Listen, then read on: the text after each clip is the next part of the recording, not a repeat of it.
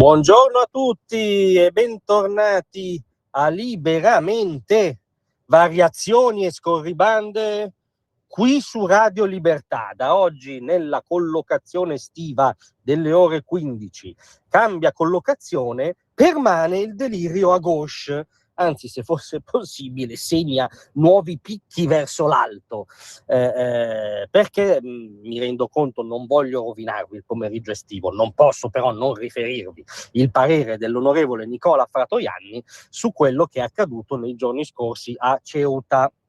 Nel nostro mondo nei giorni scorsi è accaduta in quella che è l'enclave spagnola in Nord Africa, quindi segna il confine anche dell'Europa, anche nostro, un'invasione di massa, che è un paesino di 80.000 abitanti, è stato invaso da circa 60.000 migranti, con la Guardia Civile che ha detto siamo al collasso, ed è saltata la tenuta minima della convivenza civile.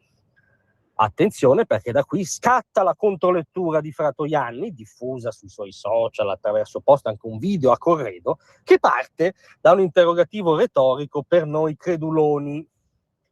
Credete davvero che quello che è successo a Ceuta sia accaduto per caso? No, in effetti no, crediamo che sia accaduto per le politiche suicide, ultraaperturiste, conniventi con l'immigrazionismo di massa e la distruzione di qualunque tessuto civile europeo del governo Sanchez, ma non è questa chiaramente la controlettura di Fratoianni. Sono convinto che si sia trattato di un vero e proprio attacco, costruito e pianificato a tavolino. Attenzione che c'è un complotto evidentemente ai danni del compagno Sanchez. E Fratoianni mette in fila degli indizi inoppugnabili col piglio di uno Sherlock Holmes rosso-verde. Il Marocco è il principale alleato di Netanyahu in quell'area del mondo. Che accidenti c'entra, si chiede qualunque ascoltatore, diciamo normale, ma sapete che qualunque cosa accada appunto in qualunque area del mondo, il primo riflesso automatico di Fratoianni è colpa di Netanyahu.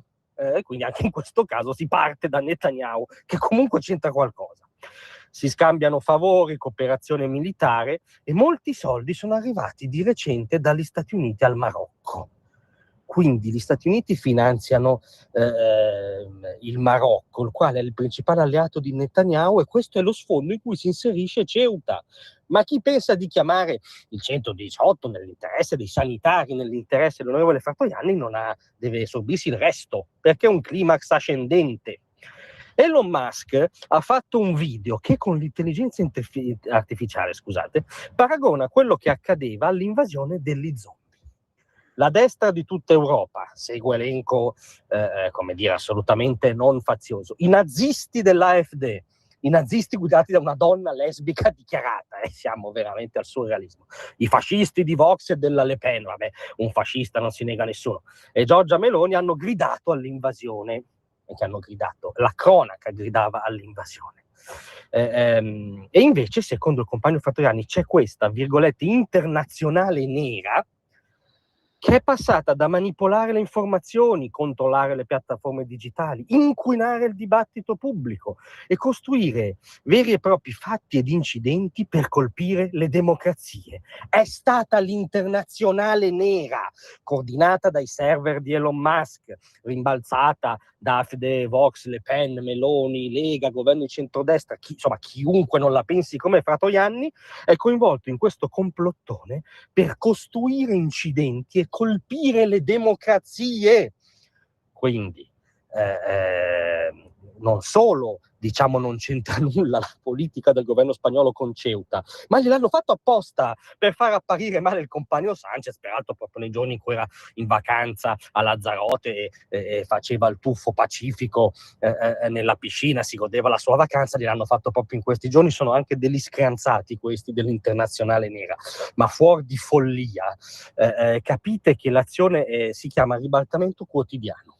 Se ne fregano completamente del principio di verosimiglianza, di camuffartela in qualche modo, perché ormai è un tic ideologico.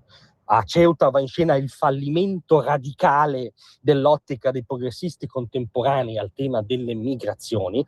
Ricordate Elly Schlein, con noi Sanchez un altro mondo è possibile. Ecco, l'avete visto a Ceuta. Invece, nel racconto di Fratoianni.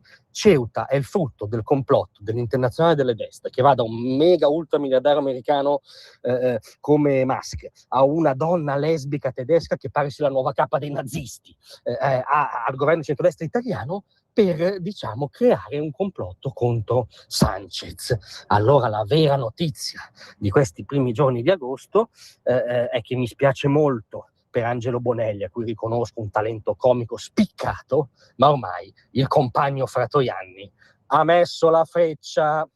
Grazie a tutti, vi aspetto domani sempre alle ore 15 su Radio Libertà.